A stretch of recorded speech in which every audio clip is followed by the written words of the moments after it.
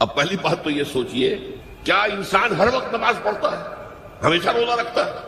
جب اللہ کہہ رہا ہے میں نے تو پیدا ہی کیا میری عبادت کے لیے، کوئی اور کام اگر وہ کر رہا ہے تو وہ میرے مقصد تخلیق کے خلاف کر رہا ہے۔ وما خلقت الجن والانس الا لیعبدون، میں نے تو جنوں اور انسانوں کو صرف اس لیے پیدا کیا کہ میری عبادت کریں۔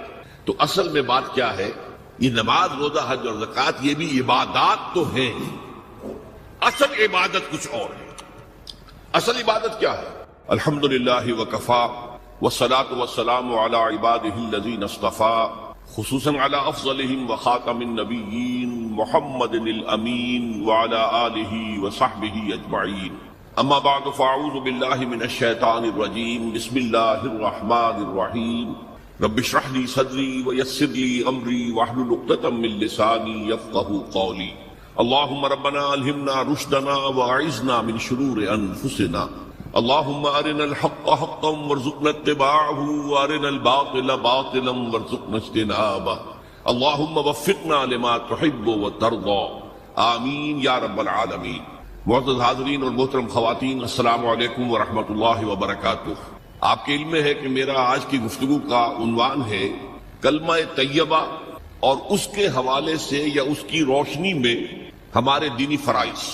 بچپن میں مجھے امید ہے کہ بہت سے لوگ خوش نصیب ایسے ہوں گے اس مجمع میں جن کی تعلیم کا آغاز قاعدہ یسرنا القرآن سے ہوا ہو یا نورانی قاعدے سے ہوا ہو، اور پھر اس کے بعد حضرت مولانا مفتی کفایت اللہ رحمۃ اللہ علیہ کی کتابچے تعلیم الاسلام جو ہے انہیں پڑھائے گئے ہوں۔ ظاہر بات ہے کہ آج کل وہ رواج ختم ہو چکا ہے، آج کا ہمارا دور مادہ پرستی کا ہے۔ ہماری تعلیم میں بھی آپ کو معلوم ہے کہ کنڈر گارڈن جو ہے اس سے بات شروع ہوتی ہے، اور ممی اور پاپا یہ الفاظ جو ہیں بچوں کو سکھائے جاتے ہیں، اللہ اور اس کے رسول کا نام عام طور پر نہیں پڑھایا جا رہا۔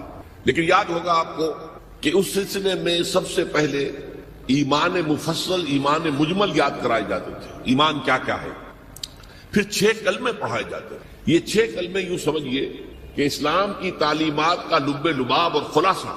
ان میں سے پہلے 2 کلمے کیا ہیں جو اہم ترین ہیں؟ کلمہ طیبہ لا الہ الا اللہ محمد الرسول اللہ صلی اللہ علیہ وسلم، یہ مختصر ترین کلمہ ہے، اسے ہم کلمہ طیبہ کہتے ہیں، اور یہ سمجھیے کہ ہمارے دین کی جڑ اور بنیاد اور اساس ہے۔ دوسرا کلمہ اسی میں لفظ شہادت کا اضافہ ہو کر اشہد ان لا الہ الا اللہ واشہد ان محمد الرسول اللہ صلی اللہ علیہ وسلم۔ یہ کلمہ شہادت جو ہے یہ اسلام میں داخلے کا شاہ درا ہے۔ شاہ درا، در کہتے ہیں دروازے کو، شاہ درا بہت بڑا دروازہ۔ جو لوگ دلی سے واقف ہیں انہیں یاد ہوگا، معلوم ہوگا کہ دلی جو ہے وہ جمنا ندی یا جمنا دریا کے مغرب میں واقع ہے، اور مشرق سے جو بھی آتا ہے یو پی سے، اس کو پہلے ایک قصبے سے گزرنا پڑتا ہے، جس کے بعد پل آتا ہے جمنا کا، اور اس قصبے کا نام ہے شاہ درا۔ اسی طرح کا شاہ درا ایک لاہور میں ہے۔ لاہور جو ہے وہ راوی کے جنوب مشرقی کنارے پر ہے، آباد ہے شہر۔ اب جو بھی پشاور سے، سرحد سے، اسلام آباد سے، پورے پنجاب سے لوگ آتے ہیں تو انہیں لاہور میں داخل ہونے کے لیے دریائے راوی کراس کرنا ہوتا ہے، لہذا وہاں بھی ایک قصبہ ہے جس کا نام شاہ درا ہے۔ شاہ درا یہ بڑا در ہے کہ جس سے داخل ہو کر آپ دلی میں یا لاہور میں داخل ہوں گے۔ اسی طرح میں نے عرض کیا کہ اسلام میں داخلے کے لیے شاہ درا جو ہے وہ ہے اشہد ان لا الہ الا اللہ واشہد ان محمد رسول اللہ صلی اللہ علیہ وسلم۔ آج میں انہی 2 کے حوالے سے آپ کے سامنے کچھ باتیں رکھ رہا ہوں، باتیں بالکل بنیادی ہیں، اور میں سمجھتا ہوں کہ آپ کے ذہنوں کے اندر موجود ہیں، صرف یہ ہے کہ آپ نے شاید زیادہ کبھی شعوری طور پر توجہ نہ دی ہو اور ان کے بارے میں کہیں گہرا غور و فکر نہ کیا ہو۔ دیکھیے پہلا جز کیا ہے؟ لا الہ الا اللہ، کلمہ توحید ہے یہ، اللہ کے سوا کوئی معبود نہیں۔ اب اس کا تقاضا کیا ہے؟ اور دوسرا جز ہے محمد الرسول اللہ صلی اللہ علیہ وسلم، اس کا تقاضا کیا ہے؟ اللہ کے سوا کوئی معبود نہیں، معبود برحق صرف اللہ ہے۔ اس کا کیا مطلب ہے؟ عبادت صرف اس کی ہو، کوئی معبود نہیں اللہ کے سوا، عبادت اسی کی ہو۔ اس عبادت کا مفہوم کیا ہے؟ قرآن مجید میں بہت سے انبیاء کی اور رسولوں کی دعوت بیان ہوئی، اور نام بنام کہا گیا۔ ان کی دعوت کیا تھی؟ ان اعبدوا اللہ ما لکم من الہ غیرہ، اللہ کی عبادت کرو، تمہارا کوئی الہ اس کے سوا نہیں۔ اس کے ساتھ ہی بعض صورتوں میں ایک لفظ کا اضافہ ہوتا ہے، سورہ شعراء میں ان اعبدوا اللہ واطیعون، عبادت اللہ کی کرو، میری اطاعت کرو۔ تو اللہ کی عبادت کیا ہے؟ جس کے لیے سورہ زاریات میں فرمایا وَمَا خَلَقْتُ الْجِنَّ وَالْإِنسَ إِلَّا لِيَعْبُدُونَ، میں نے نہیں پیدا کیا ہے جنوں اور انسانوں کو مگر صرف اس لیے کہ میری عبادت کریں۔ تو معلوم ہوا کہ لا الہ الا اللہ کا تقاضا کیا ہے؟ ہمہ تن ہمہ وقت اللہ کی عبادت۔ یہ عبادت کیا ہے؟ بدقسمتی سے مسلمانوں پر جو زوال آنا شروع ہوا خلافت راشدہ کے بعد سے، ایک زوال اسلام کا شروع ہو گیا، اگرچہ مسلمانوں کا تو عروج جاری رہا۔ دور بنو امیہ میں، دور بنو عباس میں دنیاوی اعتبار سے سطوت، شان اور شوکت بڑھتی چلی گئی، لیکن اسلام جو ہے اس کے اندر زوال شروع ہو گیا۔ سب سے پہلا زوال کیا آیا؟ وہ خلافت کہ جو مسلمانوں کو اپنے میں سے کسی بہترین شخص کا انتخاب کر کے جس کا تعین ہونا چاہیے تھا، وہ خلافت موروثی عہدہ بن گئی، خاندانی بات بن گئی، قبائلی بات بن گئی۔ یہ ہمارے زوال کا پہلا منظر تھا۔ بہرحال اس کے بعد رفتہ رفتہ ہمارے تصورات بھی کچھ محدود ہوتے چلے گئے، ہوتے ہوتے بات یہاں تک پہنچی کہ عبادت کا مطلب ہے نماز، روزہ، حج اور زکوٰۃ۔ اب پہلی بات تو یہ سوچئے، کیا انسان ہر وقت نماز پڑھتا ہے، ہمیشہ روزہ رکھتا ہے؟ جب اللہ کہہ رہا ہے میں نے تو پیدا ہی کیا میری عبادت کے لیے، کوئی اور کام اگر وہ کر رہا ہے تو وہ میرے مقصد تخلیق کے خلاف کر رہا ہے۔ وَمَا خَلَقْتُ الْجِنَّ وَالْإِنسَ إِلَّا لِيَعْبُدُونَ، میں نے تو جنوں اور انسانوں کو صرف اس لیے پیدا کیا کہ میری عبادت کریں۔ تو اصل میں بات کیا ہے؟ یہ نماز، روزہ، حج اور زکوٰۃ یہ بھی عبادات تو ہیں، اصل عبادت کچھ اور ہے۔ اصل عبادت کیا ہے؟ عبد کہتے ہیں غلام کو۔ غلام پچھلے زمانے کا تصور کیجئے، یہ ایسا نہیں تھا جیسے آپ کسی کو ملازم رکھ لیں۔ آج امپلائی ریلیشن شپ یہ اور ہے۔ آپ نے کسی کو ملازم رکھا ہے، فرض کیجئے دہاڑی پر رکھا ہے، وہ 8 گھنٹے کام کرے گا پھر چھٹی کرے گا، اس کے بعد وہ آپ کا کوئی تابع نہیں ہے، آپ کا غلام نہیں ہے، بلکہ آپ کا بھی ایک ہی ووٹ ہوگا، جب الیکشن ہوگا اس کا بھی ایک ہی ووٹ ہوگا۔ تو اصل میں غلام جو ہوتا تھا وہ ہمہ وقت، ہمہ تن، ہمہ جہد، ہمہ وجوہ بندگی کرتا تھا، اطاعت کرتا تھا۔ ملازم کہہ سکتا تھا کہ میرے تو اوقات ختم ہو گئے۔ آپ نے کسی کو رکھا خانسامہ کی حیثیت سے، اور فرض کیجئے ابھی فلش سسٹم نہیں آیا تھا تو بیت الخلاء جو ہے آپ جس طرح کے ہوتے تھے سب کو یاد ہے، کسی دن بھنگن نہیں آئی، آپ کہیں اس سے خانسامہ سے کس طرح جاؤ بیت الخلاء صاف کراؤ، وہ صاف کہے گا صاحب میں تو خانسامہ ہوں، میں آپ کو کھانا پکا کر دینے کا پابند ہوں، میں یہ آپ کا بیت الخلاء صاف کرنے کا تو پابند نہیں ہے، کہے گا کہ نہیں کہے گا؟ لیکن غلام نہیں کہہ سکتا، غلام تو ملکیت ہے، وہ 24 گھنٹے کا مطیع ہے، جو کام کہا جائے کرنے پر مجبور ہے، انکار نہیں کر سکتا۔ اور آپ کو معلوم ہو ایک اور بات ہونی چاہیے کہ غلام تو خود مملوک ہوتا ہے، اس کی ملکیت کوئی نہیں ہوتی۔ آقا نے کوئی اگر کوٹھڑی دے دی ہے کہ تم رات کو اس میں سو جایا کرو تو کیا وہ اس کوٹھڑی کا مالک ہو گئے؟ آقا نے کوئی چارپائی دے دی ہے اس پر سویا کرو تو کیا چارپائی کا مالک ہو گئے؟ نہیں، قطعاً نہیں، خود مملوک ہے۔ اور پچھلے زمانے میں غلاموں کا معاملہ کیا تھا؟ آقا جب چاہے ذبح کر دے، قتل کر دے، کوئی مقدمہ نہیں بنے گا، نہ 302 کا نہ 304 کا۔ کیوں؟ جیسے آپ کی بکری آپ کی ملکیت تھی، آپ نے ذبح کیا، گوشت کھا لیا، کوئی پوچھ سکتا آپ سے؟ میری بکری تھی بھائی، میں نے ذبح کیا، Who are you to ask me؟ اسی طرح غلام میری ملکیت ہے، میں نے قتل کر دیا، میں نے اپنا نقصان کیا ہے نا، میں اس غلام کو فروخت کرتا تو کچھ پیسے مل جاتے مجھے، لیکن اختیار میرا ہے، میں نے اسے قتل کر دیا۔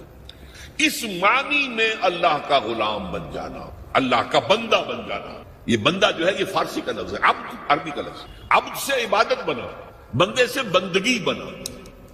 چنانچہ شیخ سعدی کا شعر ہے مشہور، جو مسجدوں میں پہلے لکھا جایا کرتا تھا، آج کل تو ہمارا نئی قسم کی مسجدوں کے ڈیزائن بنتے ہیں نا، پچھلے زمانے میں کیا ہوتا تھا؟ اس در کے اوپر چوکٹا بنا ہوا ہے، روز محشر کے جانگ اداس بود، اولی پرسش نماز بود۔ وہ قیامت کا دن جو بہت سخت ہے، پہلا حساب نماز کا ہوگا۔ اور یہ شعر میں لکھا ہوتا تھا، زندگی آمد برائے بندگی، زندگی بے بندگی شرمندگی، یہ زندگی ہمیں ملی ہی بندگی کے لیے ہے، وما خلقت الجن والانس الا لیعبدون۔ تو اگر ہم بندگی نہیں کرتے اللہ کی تو شرمندگی ہی شرمندگی ہے، گویا کہ ہم اپنے مقصد تخلیق کو تو پورا نہیں کر رہے۔ آپ نے قلم بنایا تھا لکھنے کے لیے، لکھتا نہیں ہے تو اٹھا کے پھینک دیں گے، آپ اس کو کوڑے میں ڈالیں گے۔ لہذا انسان کی تخلیق اور جنوں کی تخلیق بندگی کے لیے ہوئی، زندگی آمد برائے بندگی، زندگی بے بندگی شرمندگی۔ یہ ہمہ وقت، ہمہ تن، ہمہ وجوہ، ہمہ جہد اللہ کی اطاعت، یہ ہے عبادت۔ اس عبادت کے لیے عبادات ہمیں دی گئی ہے۔ جیسے یہ اگر کھڑا ہوا ہے شامیانہ تو آپ نے دیکھا یہ جو بانس کھڑے ہوئے ہیں، یہ عبادت جو ہے اس کی چھت سمجھ لیجئے 4 ستونوں پر کھڑی ہے، نماز، روزہ، حج، زکوٰۃ۔ نماز کس لیے؟ تاکہ 5 مرتبہ تازہ کر لو اللہ سے عہد بندگی، ایاک نعبد و ایاک نستعین۔ کہیں بھول مت جانا، صبح ہوئی ہے پہلے اپنا اللہ سے بندگی کا عہد تازہ کر لو، پھر دکان پہ جانا، پھر دفتر میں جانا، اور پھر دوپہر میں پھر نکلو، پھر تازہ کرو۔ وہ آپ کا لنچ آور ہوگا لیکن اس میں اللہ کو پہلے یاد کرو. پھر جب بہت زیادہ ایکٹیویٹی کا ٹائم ہوتا ہے شام کا، پھر یاد کرو اللہ کو عصر کے وقت، پھر مغرب کے وقت، پھر رات کو عشاء. 5 دفعہ یاد کرو اقم الصلاۃ لذکری، کہ تمہیں یہ بات یاد رہے کہ ہم اللہ کے بندے ہیں اور ہمارا کام بندگی ہے. ہما تن، ہما وجوہ، ہما وقت اللہ کی عبادت. روزہ کیوں دیا؟ تاکہ نفس کے اندر جو شیطنت ہے، ان النفس لامارۃ بالسوء، اس نفس کو کنٹرول کرنے کی عادت ہو جائے. بھوک برداشت کرو، کسی وقت کھانے کو حلال چیز نہیں مل رہی تو بھوک برداشت کرو، فوراً کسی حرام شے کے اندر منہ نہ مار دو. تمہارے اندر عادت ہونی چاہیے. پیاس شدید لگی ہوئی ہے تو اگر کوئی صحیح مشروب نہیں ہے تو ایسا نہ کرو کہ کیا کریں یہاں پر تو سوائے جو شراب کا کچھ ملتا ہی نہیں تو لو شراب ہی پیتے ہیں. اس کے لیے مشق کرانے کے لیے 30 دن صبح سے شام تک جائز مشروب بھی نہ پیو، جائز کھانا بھی نہ کھاؤ، تاکہ تمہارے اندر صلاحیت پیدا ہو جائے کہ باقی 11 مہینوں میں ناجائز سے تو بچو. یہ ہے عبادت کے ساتھ ان عبادات کا تعلق. ایک بڑی ہمارے اندر جو ہے نفس کی خواہش، دولت پرستی، اس کو نکالنے کے لیے صدقہ، خیرات، انفاق، خرچ کرو خرچ کرو خرچ کرو، تاکہ یہ جسمانی یا مادی مسئلہ نہیں ہے. اللہ سے قرب یہ نہیں ہے کہ کوئی کروڑوں میل کا فاصلہ ہے، اب ہمیں کوئی رسی پر چڑھنا ہے اوپر بڑی محنت اور مشقت سے.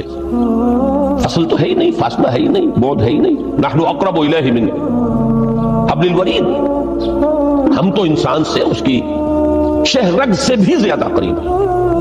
هو معکم اینما کنتم، وہ تو تمہارے ساتھ ہی ہوتا ہے جہاں کہیں بھی تم ہو، بس صرف یہ کہ تمہاری توجہ نہیں ہوتی. السلام علیکم سامعین، ڈاکٹر اسرار احمد صاحب کے مزید بیانات سننے کے لیے ہمارے چینل صدائے ایمان کو سبسکرائب کیجیے. اور استقامت، کسی شے پر قائم رہنا، یہ بھی صبر. تو عمل صحیح پر استقامت کے لیے وَاصْبِرْ وَمَا صَبْرُكَ إِلَّا بِاللَّهِ، اس صبر کی سب سے اہم جو بنیاد ہے، اس کا جو سب سے بڑا ذریعہ ہے، اس کا جو سب سے بڑا سہارا ہے، وَمَا صَبْرُكَ إِلَّا بِاللَّهِ، اس کے لیے ضرورت ہے ایک گہرے تعلق کی کہ اللہ کے ساتھ ایک ایسا تعلق برقرار رہے جو نہ صرف گہرا ہو بلکہ دائم و قائم، مسلسل. ذرا ذہول ہوگا تعلق مع اللہ میں، ذرا کمی آئے گی، شیطان کا وار کاری ہو جائے. اسی کو حضور نے حدیث میں یوں تعبیر کیا ہے تمثیلاً کہ جو دل اللہ کی یاد سے غافل ہے اس پر، فارسی کا وہ مقولہ بھی ہے کہ خانہ خالی را دیو میں گیرت، گھر خالی رہے تو جنات اس پر دیو جو ہے آ کر قبضہ جما لیتے ہیں. تو خانہ خلق قلب جو ہے اگر یاد خدا بندی سے خالی ہو گیا تو شیطان ابلیس لعین اپنی تھوتنی ٹکا دیتا ہے. یہ لفظ آتا ہے سور کے منہ کے لیے تھوتنی، جس طرح اس کا نکلا ہوا سا منہ ہوتا ہے آگے، تو یہ لفظ استعمال کیا گیا کہ وہ اپنی تھوتنی انسان کے دل پر جما کر اور تھوکے مارنی شروع کر دیتا ہے. تو شیطان کو موقع ہی تب ملتا ہے جب انسان کے تعلق مع اللہ کے اندر کمی ہو. وہ خانہ بالکل خالی ہو گیا ہو یا اتنا ضعیف ہو گیا ہو کہ کل عدم ہو جائے، گویا کہ نہیں. تیسری چیز کی طرف آئیے، روحانی ترقی. روحانی ترقی کے لیے میں ایک اصطلاح کے سامنے لا رہا ہوں، اس سے مراد کیا ہے؟ روحانی ترقی کے لیے ہماری دینی اصطلاح ہے تقرب الی اللہ، اللہ سے قریب تر ہوتے چلے جانا. اس پر میرا کتابچہ بھی ہے. تقرب الی اللہ کے 2 مدارج، 2 درجے، جو در حقیقت ایک حدیث نبوی علیہ الصلوۃ والسلام ہی پر مبنی ہے کہ حضور نے ایک درجہ قرار دیا ہے تقرب بالفرائض، فرائض کے ذریعے سے انسان اللہ کا قرب حاصل کرے. ایک ہے تقرب بالنوافل، نوافل کے ذریعے سے اللہ کا قرب حاصل کرے. ان میں کیا نسبت و تناسب ہے، اہمیت کے اعتبار سے کون بڑھ کر ہے، بلندی کے اعتبار سے کون بڑھ کر ہے، یہ تمام مسائل میں نے اپنی اس تقریر میں بیان کیے تھے جو اس کتاب میں شائع ہوئی ہے. اس وقت میں اس کی تفصیل میں نہیں جا رہا، صرف یہ تذکرہ اس لیے کر رہا ہوں کہ جن کو بھی خواہش ہو جائے وہ اس کا مطالعہ کرے. ہماری اس وقت کی گفتگو سے وہ کتابچہ اس جگہ پر منسلک ہوگا. تو تقرب الی اللہ، یہ تقرب کوئی فزیکل فینومینن نہیں ہے، جسمانی یا مادی مسئلہ نہیں ہے. اللہ سے قرب یہ نہیں ہے کہ کوئی کروڑوں میل کا فاصلہ ہے، اب ہمیں کوئی رسی پر چڑھنا ہے اوپر بڑی محنت اور مشقت سے.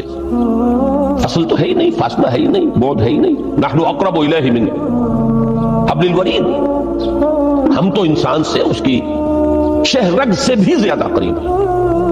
وہ معکم اینما کنتم، وہ تو تمہارے ساتھ ہی ہوتا ہے جہاں کہیں بھی تم ہو، بس صرف یہ کہ تمہاری توجہ نہیں ہوتی، تم اور چیزوں میں مشغول و مصروف رہتے ہو، تم ہماری طرف دھیان ہی نہیں دیتے، تم ہماری طرف متوجہ ہی نہیں ہوتے. ہم تو مائل بے کرم ہے، کوئی سائل ہی نہیں، راہ دکھلائیں کسی رہنم منزل ہی نہیں. انسان جب متوجہ ہو جاتا ہے اور بڑھتا ہے، آگے پیش قدمی کرتا ہے روحانی اعتبار سے، تو یہ ہے در حقیقت تقرب اللہ، اور یہی اسی کو ہم کہیں گے روحانی ترقی. اب ان تین چیزوں کو اگر آپ نے ذہن میں جما لیا، پھر میری بات کی ترتیب اس کو ذہن میں قائم کیجئے. ہم چلے کہاں سے؟ کہ دین کے ساتھ اصل مناسبت فلسفے کی نہیں، حکمت کی. نمبر 2، حکمت قرآنی کا پہلا اور اہم ترین اور بنیادی مسئلہ معرفت رب کا حصول ہے. اس کا نتیجہ شکر خدا بندی ہے. اس کا ذریعہ آیات آفاقی، آیات انفسی، اور سب سے بڑھ کر آیات قرآنیہ جو الذکر ہے، جو تذکرہ ہے، جو ذکر ہے. لیکن اس پہلے مرحلے کو اگر کوئی انسان بفضل ہی تعالی، اللہ کے فضل و کرم سے طے کر لے، اب اس کے سامنے تین مسئلے. فکر کی مزید پیش رفت، مزید پیش قدمی صحیح رخ پر، اس کے لیے ذکر اور فکر دونوں کا امتزاج لازمی. فقر قرآن اختلاط ذکر و فکر. الذین یذکرون اللہ قیاما وقعودا وعلی جنوبہم ویتفکرون فی خلق السماوات.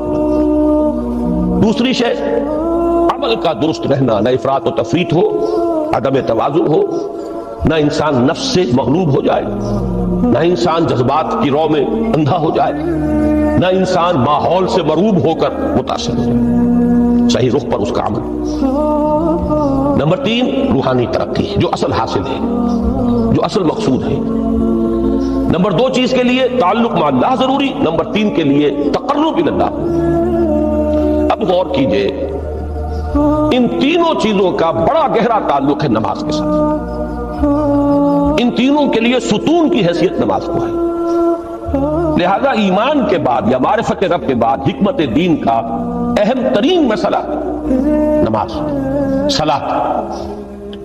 اس لیے کہ ایک طرف یہ انسان کو اللہ کے ساتھ ایک گہرے تعلق کا ذریعہ فراہم کرتی ہے.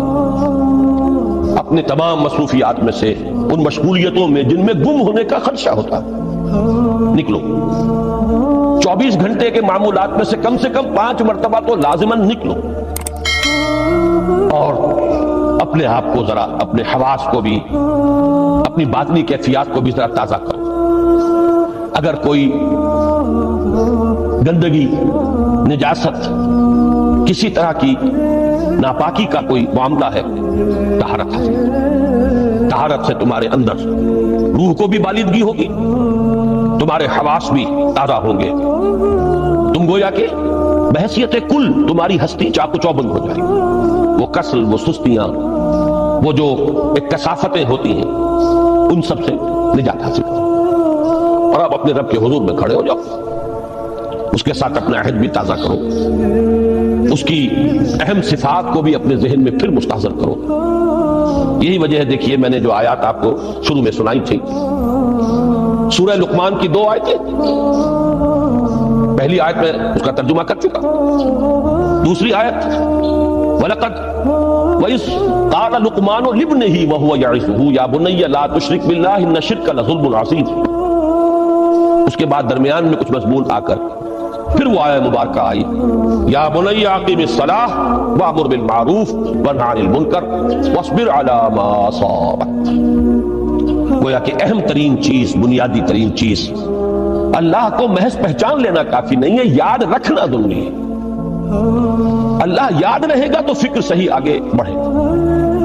اللہ یاد رہے گا اور اس کے ساتھ ایک گہرا تعلق جو ہے برقرار رہے گا تو عمل درست رہے گا. بالکل یہی بات سورہ طٰہٰ میں جو پہلی وحی حضرت موسیٰ علیہ السلام پر ہوئی، اور پہلا مخاطبہ ہے، چونکہ حضرت موسیٰ کو یہ انبیاء کرام کے مقدس گروہ میں ایک امتیازی حیثیت حاصل ہے کہ ان سے براہ راست گفتگو ہوئی ہے. اگرچہ صرف ایک پردہ تھا، اوٹ من ورائے حجاب گفتگو ہوئی ہے، لیکن یہ کہ کوئی فرشتے کا درمیانی جو ہے وہ لنک نہیں تھا. براہ راست اللہ تعالیٰ نے حضرت موسیٰ علیہ السلام سے کلام فرمایا، کلم اللہ موسیٰ تکلیما، موسیٰ سے تو اللہ نے کلام فرمایا جیسے کہ کلام کیا جاتا ہے۔ تو پہلا مخاطبہ ہے، یہ پہلا مکالمہ ہے، پہلی وحی کہیے، اسی میں یہ الفاظ بھی موجود ہیں، اننی انا اللہ لا الہ الا انا فاعبدنی واقم الصلاۃ لذکری۔ یہ گویا کہ حکمت قرآنی کا ایک بہت بڑا خزانہ ہے یہ آیت مبارکہ، کہ خود حضرت موسیٰ علیہ السلام کو جو ہدایت دی جا رہی ہے، میں ہوں، میں اللہ، اننی انا اللہ لا الہ الا انا، میرے سوا کوئی معبود نہیں، فاعبدنی، بس میری بندگی، میری عبادت، میری پرستش، میری محبت، اس کو اختیار کرو۔ وَأَقِمِ الصَّلَاةَ لِذِكْرِي، اور نماز کو قائم رکھو میری یاد کے۔ بلکہ اسی سلسلہ کلام میں آگے چل کر سورہ طٰہٰ میں آتا ہے، کافی گفت و شنید کے بعد جب حضرت موسیٰ نے کچھ معذرت بھی کی، کچھ دعائیں بھی کی، اللہ نے ایک دعا قبول بھی کی کہ ان کے بھائی کو بھی شریک کر دیا، حضرت ہارون کو بھی۔ اس کے بعد پھر جب فرمایا کہ اب جاؤ فرعون کی طرف، تو اس میں فرمایا وَلَا تَنِيَا فِي ذِكْرِي، اور دیکھنا یہ جو عظیم مشن تمہارے کندھے پر آ گیا ہے، بڑا بھاری اور کٹھن ایک فرض ہے جو تم پر عائد ہو گیا ہے، اس کے لیے سب سے بڑی تمہارے پاس جو قوت کا ذریعہ ہے وہ نماز ہے۔ اقیم فَلَا تَنِيَا عَنْ ذِكْرِي، میری یاد میں کبھی غفلت نہ کرنا، اس میں کبھی کوئی کمی نہ آنے دینا۔ جیسا کہ میں نے عرض کیا تھا کہ جیسے ہی وہ تعلق جو ہے کمزور پڑتا ہے یا منقطع ہو جائے معاذ اللہ، تو پھر انسان گویا کہ شیطان کے لیے ایک لقمہ تر بن جاتا ہے۔ اب آپ غور کیجئے، تیسری شے تقرب الی اللہ، اس کے حوالے سے بھی جو فرائض اور نوافل کی بات ہے اس کو اس وقت ذہن سے نکال کر یہ سمجھیے کہ اس میں نماز کا کیا مقام ہے، اس لیے کہ نماز فرض بھی ہے، نماز نفل بھی ہے، وہ تو دونوں میں شریک ہو جائے گا۔ اب اس کو لفظ صلاۃ کے حوالے سے آپ ان دونوں چیزوں کو سمجھیں، صاد لام واو یا یہ چونکہ حروف علت ایک دوسرے سے بدلتے رہتے ہیں، یہ جو مادہ ہے اس کی جو خالص لغوی اصل ہے، جو خالص عربی زبان میں اس کا بنیادی مفہوم ہے، وہ آگ جلانا یا آگ تاپنا یا آگ سینکنا، حرارت حاصل کرنا۔ لہذا بار بار آتا ہے جہنم کے ذکر میں، اسلوہا، اب جلو اس میں، تاپو اس کو، یہ سینکے گی تمہیں۔ بلکہ تفتلون کا لفظ آیا ہے حضرت موسیٰ کے کلام میں، جب وہ گئے تھے کوہ طور پر، جب پہنچ گئے تو تھے آگ تک کی تلاش میں، لعلکم تفتلون، تو اپنے اہل خانہ سے یہی کہا تھا کہ مجھے کہیں وہ روشنی نظر آ رہی ہے، غالباً کوئی وہاں سے آگ مل سکے گی، ورنہ یہ کہ کوئی رہنمائی کو رستہ مجھے مل سکے گا، میں وہ آگ لے آؤں گا، کوئی چنگاری وہاں سے لے آؤں، لعلکم تفتلون، تاکہ تم، اب یہ اصطلاح در حقیقت باب افتعال ہے، اور یہ تے یہاں پر کوئے کی شکل اختیار کر دی، تا نے توبن کی صورت اختیار کی سواد کی وجہ سے۔ بہرحال اس کا سب سے بنیادی مفہوم جو ہے وہ ہے تاپنا، سکائی حاصل کرنا، حرارت۔ اس کے حوالے سے سمجھ لیجئے کہ سب سے بنیادی تعلق اس کا جو ہے وہ روح کے ساتھ ہے۔ روح میں محبت خداوندی کی آگ اگر ٹھنڈی پڑ گئی ہو، اگر محبت خداوندی کی حرارت میں کمی ہو گئی ہو، تو اس کو اثر نو، جس کو کہ میں آج سوچ رہا تھا تو ایک لفظ ذہن میں آیا کہ جیسے بیٹری اس کو ریچارج کیا جاتا ہے، اسی طریقے سے روح کے اندر محبت خداوندی کی اس حرارت کو اثر نو تازہ کرنا، یہ ہے در حقیقت نماز کا اصل مقصد۔ اس لیے کہ اس لفظ کا بنیادی مفہوم، اصل لغوی مفہوم تو یہ، اگرچہ اس کا سب سے زیادہ کثرت سے جو استعمال ہوتا ہے، اور لفظ صلاۃ جس سے در حقیقت جس تصور پر مبنی ہے وہ ہے اقدام، کسی کی طرف متوجہ ہونا اور پھر دعا۔ صلاۃ کا سب سے قریبی مفہوم لفظی جب بیان کیا جائے گا، اس سے مراد، اس کے معنی، تو دعا اس میں اہم ترین ہے۔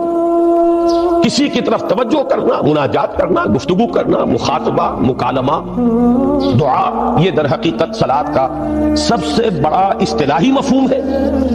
لیکن جو اس کا مادہ ہے، صاد لام واو یا صاد لام یا، اس کا اصل مفہوم جو ہے وہ تاپنا، حرارت حاصل کرنا۔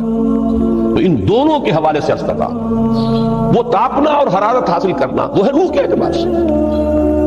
وہ جو کہا اقبال نے کہ مجھے عشق کی آگ اندھیر ہے، مسلمان نہیں راہ کا ڈھیر ہے۔ یہ عشق کی آگ جب بجھ جاتی ہے، در حقیقت یہی تو انسان کی روحانی موت ہے۔ جب یہ نہ رہے تو چاہے منطق میں بہت انسان ماہر ہو، مجھے اقبال کا ایک شعر یاد آیا، تقابل کرتے ہوئے ایک انسان محکوم اور ایک انسان حر، آزاد انسان، ان کی نفسیات میں جو بنیادی فرق علامہ اقبال نے مختلف مواقع پر بیان کیے ہیں۔ محکوم ہے بیگانہ اخلاص و مروت، ہر چند کے منطق کی دلیلوں میں ہے چالاک۔ تو منطق کی دلیلوں میں انسان چالاک ہو جائے اور وہ لغت ہائے حجازی کا وہ ایک خزانہ بن جائے، اسے تمام الفاظ کے معنی یاد ہو، وہ بڑے مسائل فقہ کے اسے ازبر ہو، جزیات بے انتہا جزیات جو ہے وہ مستحضر ہو، فلسفے کے بڑے بڑے مسئلے اس نے حل کر لیے ہیں، لیکن اگر روح میں وہ اللہ کی محبت کی آگ نہیں ہے، وہ تپش نہیں، بجھی عشق کی آگ اندھیر ہے مسلمان نہیں راکھ کا ڈھیر۔ اسی کے حوالے سے آج مجھے یاد آیا تھا کہ وہ جو بڑی سادہ سی ایک نظم ہے، اللہ تعالیٰ سے دعا یا رب دل مسلم کو وہ زندہ تمنا دے، اس میں بھی جو الفاظ آئے ہیں، جو روح کو گرما دے اور قلب کو ترک، یہ ہے اصل جو مقصود ہے نماز کا۔ اور یہی وہ چیز ہے جیسا کہ میں نے عرض کیا تھا کہ نگاہوں سے اوجھل، یہ پہلو سامنے ہے ہی نہیں، دوسرا پہلو سامنے ہے اور وہ بھی میرے نزدیک بہت اہم ہے، بہت بنیادی ہے، اس میں کوئی شک نہیں، لیکن یہ ہے بلند ترین منزل کہ تقرب الی اللہ، اس کے لیے در حقیقت یہ کس لیے درکار ہے؟ روح کے اندر عشق کی حرارت اور گرمی تازہ ہو۔ بسا اوقات یہ اندر دب جاتی ہے، جیسے انگارہ ہوتا ہے آگ کا، اس کے اوپر خاک اور راکھ آ جاتی ہے، اندر کچھ ہوتی ہے، آگ دبی ہوئی سمجھ، آگ بجھی ہوئی نہ جان، اس دبی ہوئی آگ کو پھر ایک شعلہ بنانا، پھر اس کے اندر ایک حیات تازہ پیدا کرنا، یہ ہے نماز کا اہم ترین اور بلند ترین مقصد۔ لیکن اس کے ساتھ ہی اس نماز میں ذکر ہونا، اس کا یہ ذکر ہے، اور ذکر کی جب میں فہرست بیان کیا کرتا ہوں بہت سے حضرات کے سامنے ہوگا کہ ذکر کا در حقیقت مفہوم ہے استحضار اللہ فی القلب۔ ہمارے ہاں غلطی سے جو ذرائع ذکر ہے انہیں ذکر قرار دے دیا گیا ہے۔ نماز ذکر نہیں ہے، نماز ذکر کا ذریعہ ہے۔ اقیم الصلاۃ لذکری، نماز قائم کرو میرے ذکر کے لیے۔ یہ اللہ اللہ کہنا یا ادعیہ معصورہ جو حضور صلی اللہ علیہ وسلم کی مسنون دعائیں ہیں، انہیں اپنے تمام معمولات دنیاوی کے ساتھ ساتھ ان دعاؤں کو بھی انسان پڑھتا رہے، اللہ سے دعا کرتا رہے، یہ تمام ذرائع ذکر ہیں۔ سبحان اللہ الحمدللہ الحمدللہ، اس کا آپ ورد کیجئے، یہ بھی ذریعہ ذکر ہے۔ حقیقت میں ذکر ہے استحضار اللہ فی القلب، اللہ کو دل میں لے آنا، اللہ کو دل میں حاضر کر لینا، اصل میں تو ترجمہ ہوگا، لیکن حاضر جاننا، یہ کیفیت جو ہے انسان کو حاصل ہو جائے۔ اب اس کے حوالے سے ذرا بات سمجھیے کہ ایک تو میں عرض کر چکا ہوں مجسم ذکر تو قرآن ہے، لہذا ذکر کی فہرست جب آپ کریں گے ذرائع ذکر تو ان میں سب سے پہلے قرآن ہے، اس لیے کہ وہ ہماری حکمت کے پہلے مسئلے کو حل کر رہا ہے، بنیادی مسئلہ، اہم ترین مسئلہ۔ دوسرے نمبر پر ذکر جو ہے، اب اس کے لیے کچھ اصطلاحات جو میرے مختلف دروس میں شاید آپ کے سامنے بعد میں آئیں یا پہلی آ چکی ہوں، ان کے حوالے سے میری بات سمجھیے۔ ایک ذکر غیابی ہے، تھرڈ پرسن میں، صیغہ غائب میں اللہ کی یاد کرنا، اللہ اکبر اللہ اکبر اللہ اکبر۔ ابھی اللہ اکبر جو ہے یہ جملہ ایک اسمیہ خبریہ ہے، ایک حقیقت کی تکرار آپ کر رہے ہیں، اللہ سب سے بڑا ہے، اللہ سب سے بڑا ہے، سبحان اللہ سبحان اللہ سبحان اللہ۔ یہ در حقیقت ذکر غیابی ہے کہ آپ اس میں مخاطب نہیں ہے اللہ سے، ایک ذکر خطابی کہیں یا ذکر حضوری کہیں، جس میں مکالمہ ہوگا، جس میں گفتگو ہوتی ہے۔ تو نماز در حقیقت ذکر حضوری اور ذکر خطابی کی بلند ترین شکل، اس لیے میں نے عرض کیا تھا کہ نماز کے لفظ یا صلاۃ کے لفظ یہ اصطلاحی معنی جو اکثر و بیشتر کیے جاتے ہیں وہ ہے دعا، اور دعا میں ہوتا کیا ہے؟ مکالمہ ہے، مخاطب ہے اللہ، ہے میرے رب، ہے پروردگار۔ پھر یہ کہ اس میں اقدام اور کسی کی طرف متوجہ ہونا، یہی وجہ ہے کہ افتتاح صلاۃ، نماز کو شروع کرنے کے لیے ایک تو وہ الفاظ جو قرآن مجید میں آئے ہیں انی وجہت وجہی للذی فطر السماوات والارض حنیفا وما انا من المشرکین. یہ ہے توجہ کا ارتکاز، بشرطے کہ یہ صرف الفاظ ہی نہ نکل رہے ہوں، واقعتاً یہ تعبیر ہو اس وقت کی انسان کی نفسیاتی کیفیت کی، کہ شعوری طور پر وہ فیصلہ کرتا ہے کہ اب میں منقطع ہو رہا ہوں، ہر چہار طرف سے اپنی توجہ کو ہٹا کر، ہر مسئلے سے اپنے آپ کو خالی و ذہن کر کے، یعنی ظاہری اور باطنی دونوں اعتبار سے میں اپنی توجہ کا ارتکاز کر رہا ہوں اس ذات کی طرف جس نے آسمان اور زمین کو پیدا کیا، اور بالکل یکسو ہو کر کر رہا ہوں. انی وجہت وجہی للذی فطر السماوات والارض حنیفا وما انا من المشرکین. اور دوسری وہ جو دعا جس سے ہم افتتاح کرتے ہیں اپنی نماز کا، دیکھیں اس میں خطاب کا کس قدر اہتمام. وہاں سبحان اللہ نہیں ہے، سبحانک اللہم، پاک ہے تو اے رب ہمارے، وبحمدک وتبارک اسمک وتعالی جدک. اور کر رہے ہیں یہ ہے تخاطب، براہ راست مخاطب ہونا. تو سب سے پہلی بات تو یہ ہوئی کہ ذکر کی ایک شکل ہے ذکر غیابی، دوسری ذکر حضوری، اور ذکر حضوری یا ذکر خطابی کی بلند ترین منزل، بلند ترین اس کا ذریعہ نماز. اس کو ایک پہلو سے اور سمجھ لیجئے. سورہ فاتحہ جب پھر ہم پڑھتے ہیں جسے الصلاۃ کہا گیا ہے، جو لب لباب ہے، خلاصہ ہے، اس میں پھر تدریجاً غیاب سے حضور کی طرف پیش قدمی ہوتی ہے. الحمدللہ رب العالمین الرحمن الرحیم مالک یوم الدین، یہ ذکر غیابی ہے، اس میں ابھی خطاب نہیں آیا. یہ وہی جملہ اسمیہ ہے، کل تعریف اس اللہ کے لیے ہے جو تمام جہانوں کا پروردگار ہے، مالک ہے، جو رحمان ہے، رحیم ہے، جزا و سزا کے دن کا مختار و مالک ہے. اب یہ غیاب سے حضور کی طرف، ایاک نعبد و ایاک نستعین اہدنا الصراط المستقیم. یہ ہے وہ اب پہلے ایک معاہدہ ہے، ایک اقرار ہے، اعتراف ہے، وعدہ ہے، اور پھر دعا ہے، استدعا ہے. کہ حضور نے فرمایا، یقول اللہ تعالی، اللہ یہ فرماتا ہے، اسی لیے اس کو حدیث قدسی کہیں گے، قسمت الصلاۃ بینی و بین عبدی نصفین، میں نے نماز کو اپنے اور اپنے بندے کے مابین آدھا آدھا تقسیم کر دیا. اب یہاں تک تو جملہ ہے اللہ کا، یہ ہے حدیث قدسی. اب آگے جو ہے نریشن اس کی جو ہے حضور صلی اللہ علیہ وسلم کی جانب سے ہے، یعنی خبر دے رہے ہیں اللہ کی طرف سے ہی. ویسے تو تمام احادیث ہی گویا کہ ہم سمجھتے ہیں انسپائرڈ تو اللہ کی طرف سے ہی، لیکن یہ کہ جہاں صراحت ہو کہ اللہ کہتا ہے وہ حدیث قدسی ہے.